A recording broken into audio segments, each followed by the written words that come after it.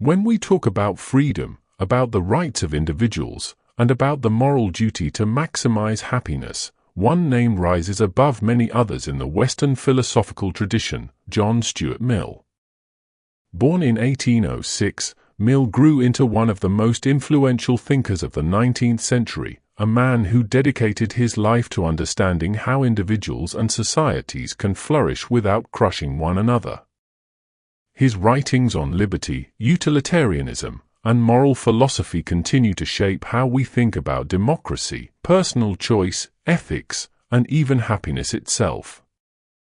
To understand Mill is to walk into a world that was both rigid with Victorian values and at the same time bursting with industrial change, political revolutions, and moral struggles. It was a time when the foundations of modern liberal thought were being laid, and Mill was one of the architects. Mill's story is not just the story of abstract philosophy. It is the story of a man molded from childhood into a kind of intellectual machine, a man who knew both the weight of despair and the power of love, and who managed to turn his personal struggles into insights that would influence generations. His philosophy is not only an academic puzzle, it is a practical guide for how people might live together in peace and freedom, without suffocating individuality or losing sight of the common good. He asked questions that remain just as relevant today: how much freedom should individuals have? What responsibilities do we owe to one another? What truly makes life worth living? To appreciate Mill fully, we have to look at his life, his major works, and his central ideas. Let us begin with the story of his upbringing, for it tells us much about the man and the philosophy he would later craft. John Stuart Mill was the eldest son of James Mill, a Scottish philosopher and historian, who was himself a close associate of Jeremy Bentham, the founder of Utilitarianism. From the moment John was born, his father decided to raise him as a kind of philosophical experiment. At the age of 3, Mill was reading Greek. At 8, he was studying Latin, history, and logic. By 12, he was immersed in political economy and advanced philosophy. His childhood was not one of games and friendships but of relentless study, almost mechanical in its discipline. James Mill wanted to create a mind sharper and stronger than his own, a mind that could carry forward the rational, utilitarian vision of Benthamism. But this upbringing came at a price. At the age of 20, John Stuart Mill suffered a mental breakdown. The endless drilling in rationality and analysis had left him emotionally stunted, without joy or spontaneity. He described this period as one of deep depression, when life felt meaningless and empty. And yet, it was this very crisis that awakened him to new dimensions of human existence. Mill realized that happiness could not be measured only in terms of cold calculation, of pleasures and pains counted like numbers in a ledger. Human beings needed beauty, emotion, love, and individuality. Poetry and imagination, he discovered, were not luxuries but necessities. This realization softened the hard edges of Benthamite utilitarianism and gave Mill's philosophy a distinctly human face. This brings us to his most famous contribution, the principle of liberty. In his book on liberty published in 1859, Mill laid out an argument that remains a cornerstone of liberal thought. He insisted that individuals should have the fullest freedom possible, so long as their actions do not harm others. This is known as the harm principle. For Mill, liberty was not just the absence of interference, it was the space in which individuals could experiment with their lives, pursue their own paths, and cultivate their own talents. He believed that diversity of lifestyles, even eccentric ones, was not a threat to society but a source of its vitality. Mill's defense of liberty was not abstract. He was deeply concerned about what he called the tyranny of the majority. In democratic societies, he feared that public opinion could become so dominant that it crushed individuality. If everyone was pressured to think the same way, act the same way, and follow the same customs, society would stagnate. Freedom of thought, freedom of speech, and freedom of expression were, in his eyes, essential not only for personal development but for the progress of humanity as a whole. Truth, he argued, could only emerge from the clash of different opinions, from the open contest of ideas.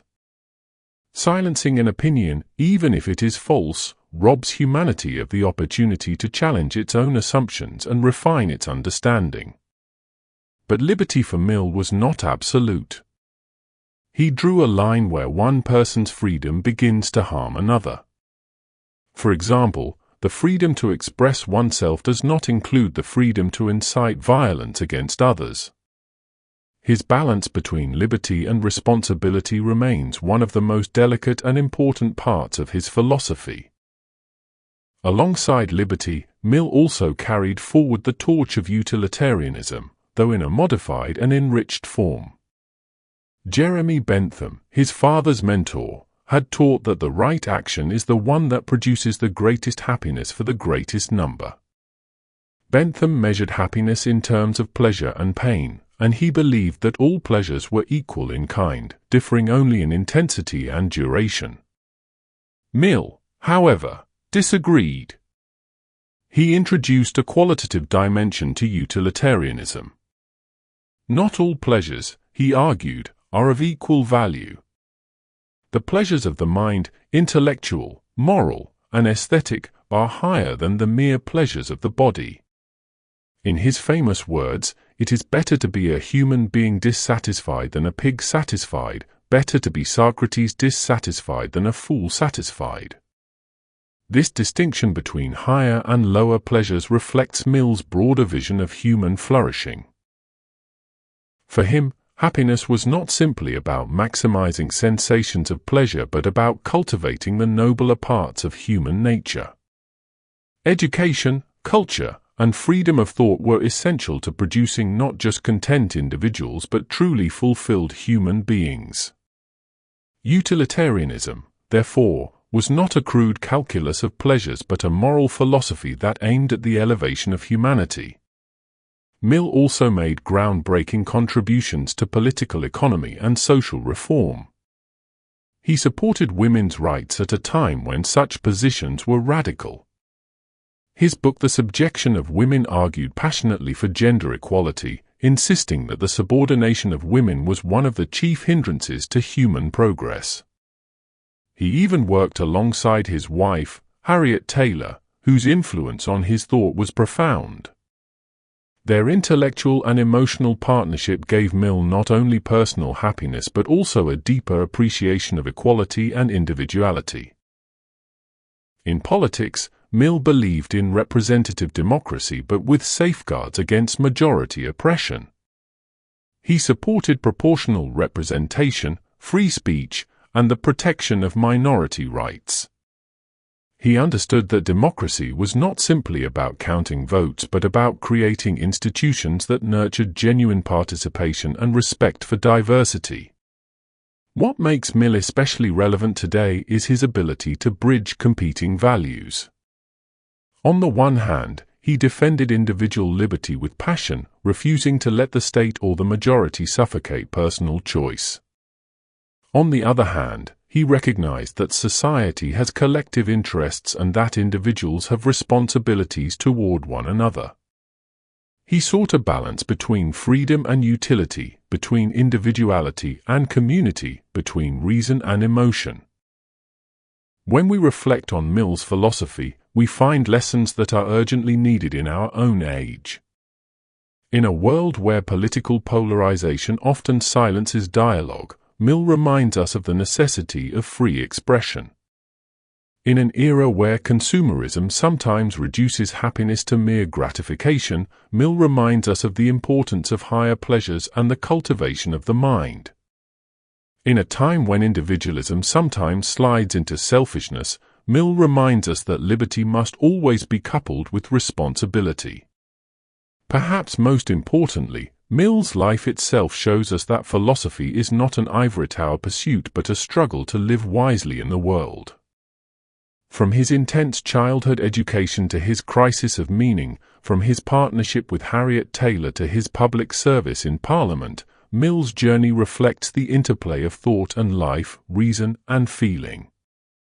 He was not a detached thinker but a man who knew pain, love, despair, and hope, and who transformed those experiences into insights that continue to guide us.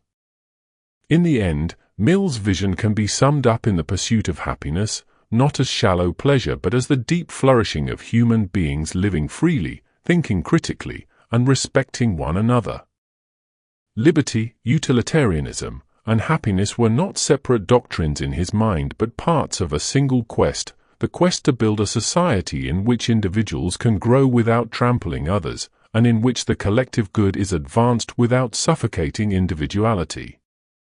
John Stuart Mill challenges us still.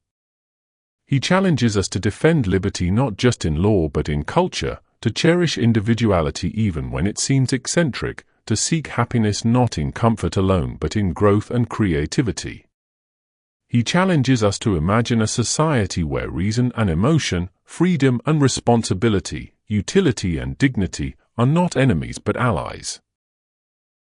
And in that vision, we find not just the legacy of a 19th-century philosopher but a living guide for the 21st century and beyond.